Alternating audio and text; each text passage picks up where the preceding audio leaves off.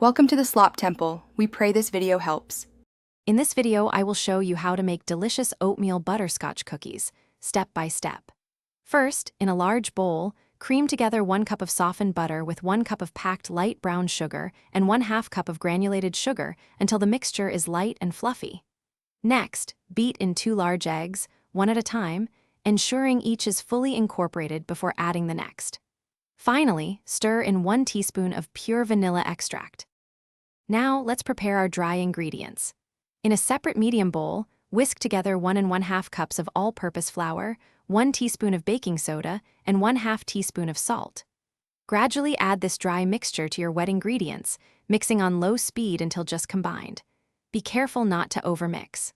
Finally, fold in 3 cups of old-fashioned rolled oats and 1 12-ounce bag of delicious butterscotch chips.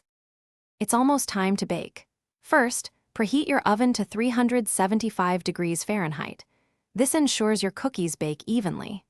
Next, drop rounded tablespoons of dough onto ungreased baking sheets, making sure to space them about 2 inches apart to prevent them from spreading into each other.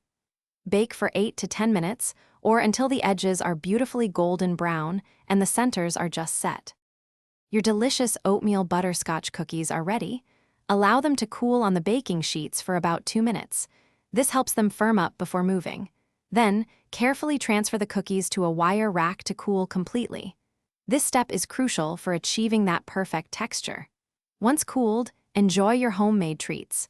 Store any leftovers in an airtight container for up to 5 days. Thanks for watching. Consider subscribing if we helped you.